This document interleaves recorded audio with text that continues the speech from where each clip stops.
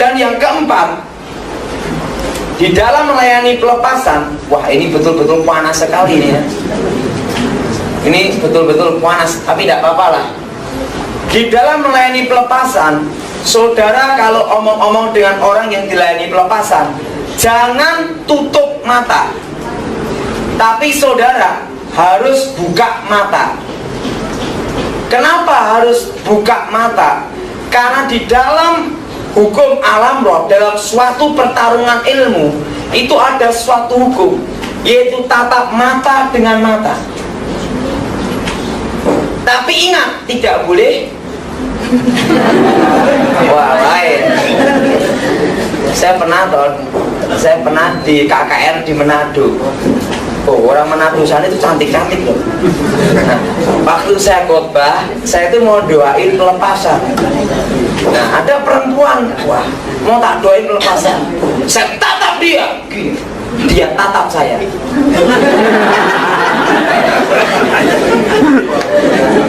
Nah itu, saya ngomong. Nah, saat itu juga langsung saya grogi ya. Grogi tuh ya. Kalau saya itu terus terang, langsung saya gini. Ya, saya kok iya. Enggak taunya tante Leni pelepasan dia ngejak saya sama tim, saya dijak makan, dia juga ikut makan. Dia deketin saya. Nah, bagaimana waktu Bapak doain saya? Saya ngomong, oh saya doa biasa-biasa. Hati Bapak bagaimana? Oh biasa-biasa. Ini doa pelepasan komplit namanya. Bahaya ini ya. Itu pernah terjadi. Jadi pernah itu saya tadi. Itu. Jadi kalau saudara konseling seseorang yang memiliki jimat atau seseorang yang punya ilmu, itu tatap mata dengan mata, tapi dengan tenang. Ingat, jangan terpengaruh situasi dengan rasa sugesti. Perhatikan, orang yang takut sama setan akan lihat setan. Tapi orang yang mau nyari musuh setan, tidak ketemu setan.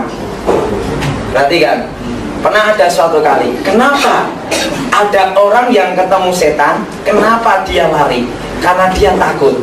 Nah, orang yang takut sama setan biasanya sering ditemui setan. Loh benar. Siapa yang pernah lihat setan? Angkat tangan. Nah, mesti takut sama setan. Betul kan? Kalau orang yang kalau mau kencing aja diantar sama, nah itu mudah ditemui setan itu. Karena apa? Karena setan senang sekali orang yang takut sama dia. Tapi kalau orang yang berani sama setan, saya mau lihat setan modelnya kayak apa. Nah, kebanyakan tuh malah dari temui setan. Karena apa? Kemungkinan setannya pikir-pikir juga. Nah, jadi saya beritahu, orang yang berani melawan setan, itu setan tidak berani menampakkan dirinya. Kecuali setan dablek lain lagi. Setan dablek kan lain lagi. Nah, tapi biasanya gitu. Tapi orang yang takut sama setan itu akan didatangi setan. Tahu maksud saya? Nah, jadi saudara harus berani, harus memiliki rasa percaya diri saudara. Percaya Tuhan menyertai saudara, saudara percaya. Oke, kalau ngomong aja, los, tanpa ada rasa apa saudara? Sugesti. Tapi ingat, tidak boleh tutup mata. Karena kalau tutup mata, orang tersebut akan beranggapan bahwa saudara kalah wibawa. Tahu maksud saya? Tahu kan saya? Jadi kalau saudara tuh gini, tunduk gini atau gini, orang tersebut melihat saudara bahwa saudara itu grogi. Padahal itu tidak ada efek samping apa-apa. Tapi orang tersebut mulai ngomong, ini takut sama saya. Nah kalau dia udah merasa dirinya menang, diinjili susah, betul? Nah, jadi tatap mata, halus saja, biasa. Nah, tapi doa terus. Nah, dan jangan terpengaruh segala apapun yang terjadi. Pada waktu pelepasan ada yang muntah-muntah, karena ada yang ngomong kalau pelepasan harus muntah-muntah. Kalau muntah-muntah gampang diogok-ogok pasti muntah ya. Jadi itu jangan terpengaruh seperti itu. Jangan seperti kayak anak kecil. Jadi saya dewasa, biasa aja. Ajak omong dia tentang Injil, beritahu bahwa keselamatan dan nama Yesus. Tuhan itu baik mengasihi Anda. Tuhan itu luar biasa. dia ingin saudara supaya bertobat, gini-gini, omong aja. Kalau itu suami saudara, ajak. Kalau suami, jangan pada waktu dia bingung atau dia waktu sibuk kerja, waktu ada waktu yang longgar, ajak omong biasa, nanti saudara. Tapi ingat, mata harus tetap saudara pandang. Tetap harus apa? Dipandang, ya gini omong, gimana kabarnya, gini omong, gini. Nah, saya sejak kecil untungnya diajar untuk tatap mata.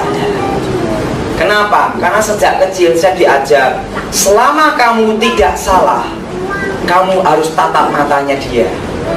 Kalau orang salah, itu pasti dia tidak akan berani menatap orang. Betul? Nah, tak beritahu, saya diajari teknik sama mama saya. Kalau punya pegawai yang suka bohong, kan kadang pegawai kita ini kan bohong, betul kan? Saya diajarin mama saya itu gini, kalau kamu ada punya pegawai suka bohong, lihat tau mulutnya kalau dia ngomong, lihatin terus. Berarti dia kayak kisinan karepe dhewe, salah tingkah. Nah, kalau salah tingkah berarti dia bohong. Itu saya masih ingat, kalau saya lihat mulutnya dia itu, tak lihatin gitu. Terusan bagaimana? Terusan kamu bagaimana? Tak lihat mulutnya terus. Nanti jangan dilihat mulutnya gini. Wah, ini ngapu sih. Bapaknya saya gitu toh.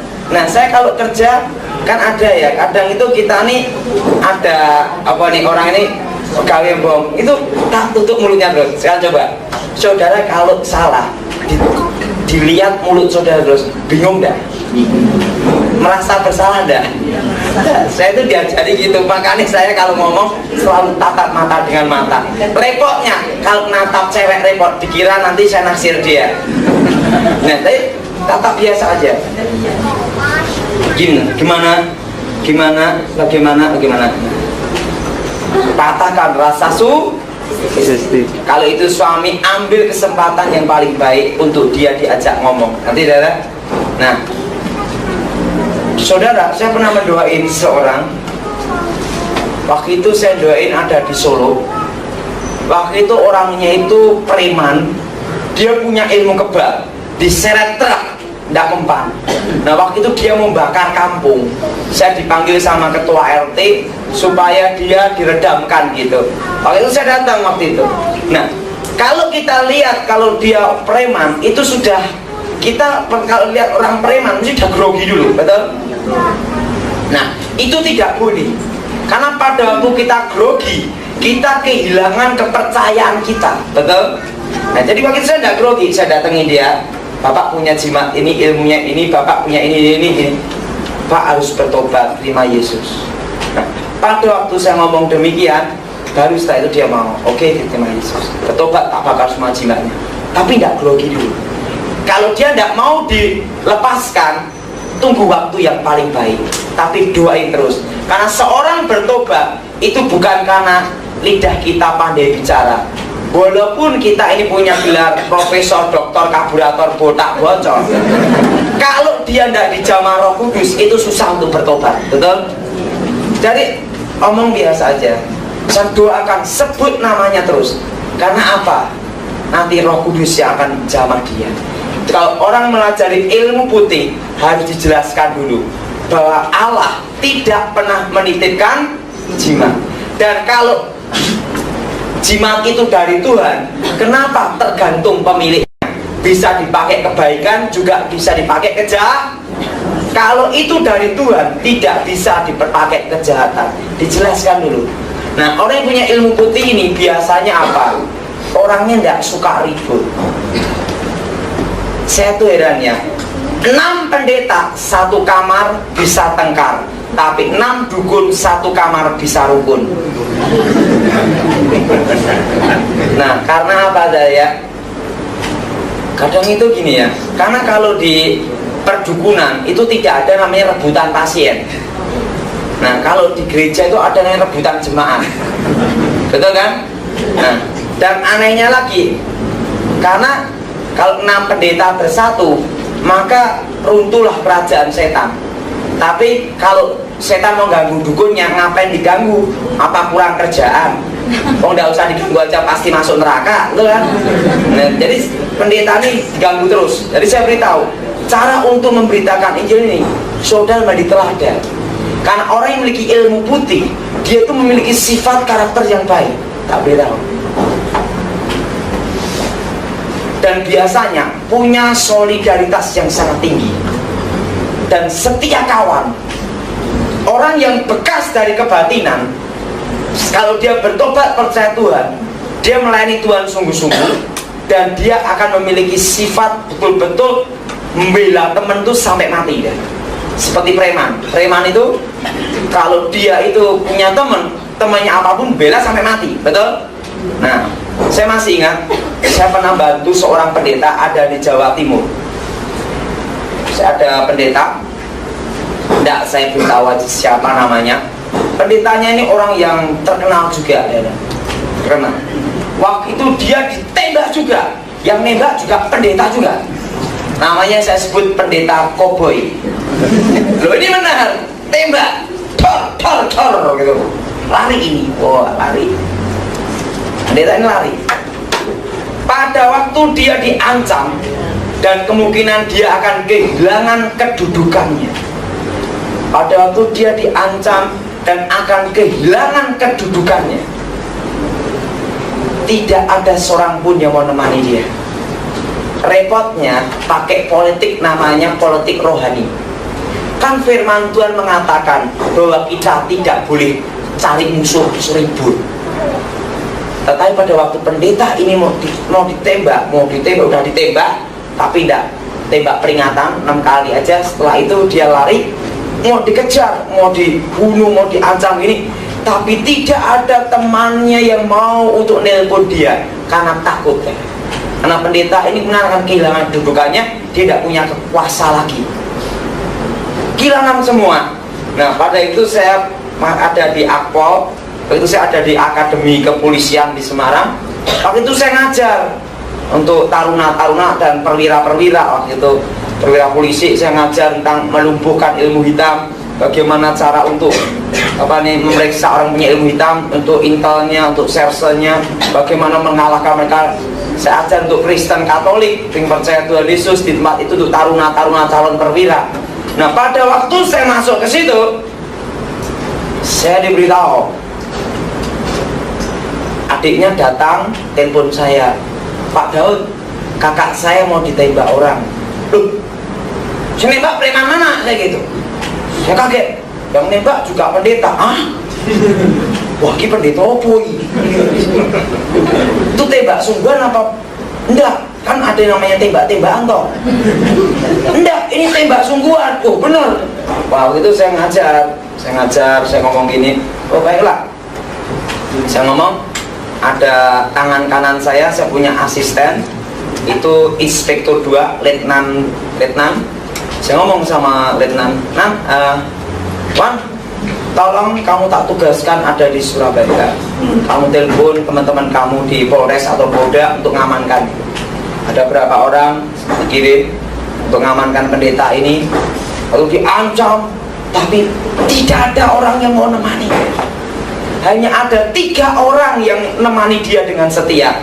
Padahal pada waktu dia jaya, semua datang, Pak Pendeta,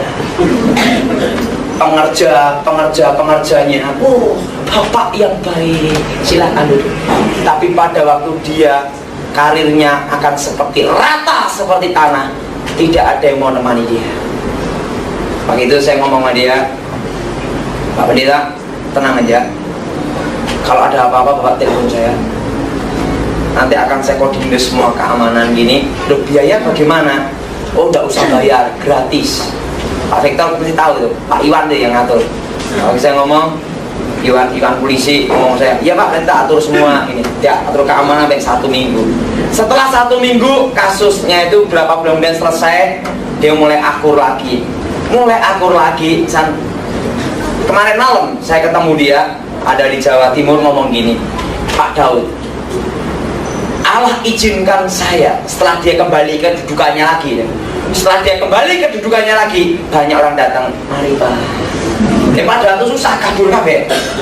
Saat dia ngomong sama saya, Allah izinkan supaya saya tahu di manakah kawan sejati dan teman palsu.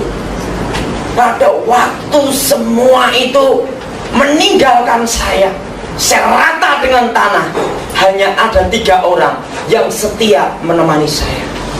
Sebutkan nama-namanya. Dan orang yang setia juga menemani saya itu adalah Anda dan teman Anda polisi ini. Terus saya ngomong gini, enggak gini Pak, terus tenang, saya ini sebenarnya nolong Bapak itu karena ada maksud. Loh, maksud apa? Kaget gitu ya. Saya dalam hidup saya tidak mau utang budi. Loh, Anda baru kenal saya sekali, tapi Anda menolong saya sampai taruhannya nyawa. Padahal kalau Anda nanti misalnya gagal, nanti Anda akan dimusuhi dan seluruh Indonesia. Teman saya Iwan polisi ngomong, kalau Pak Daud ini secara kronologis, kalau Bapak nanti sampai ini gagal, Bapak bisa di stop untuk khotbah seluruh Indonesia. Tapi Bapak kenapa mau menempuh resiko ini? Sang pendeta ini ngomong sama saya, Pak Iwan ngomong sama saya ngomong begini, karena adik Anda pernah nolong saya sekali. Pada waktu saya susah, pada waktu saya merintis bisnis, waktu saya mengalami kesusahan, adik Anda yang menolong saya. Karena ini saya sudah selesai, berarti saya sudah lunas. Lunas apanya? Ya sudah lunas, selesai. Loh, berarti Anda nolong saya ada maksud? Enggak, maksud saya satu toh, saya tidak mau utang budi. Nah, orang yang dari kebatinan, orang yang memiliki ilmu putih, kenapa susah diinjili? Karena mereka memiliki punya prinsip seorang satria. Seorang satria itu bagaimana? Dia tidak mau main belakang tapi main depan. Dan yang kedua, dia kalau utang budi dia akan melunasinya. Nanti maksud saya. Nah, padahal kadang tuh orang Kristen udah ditolong malah gebukin, betul nggak?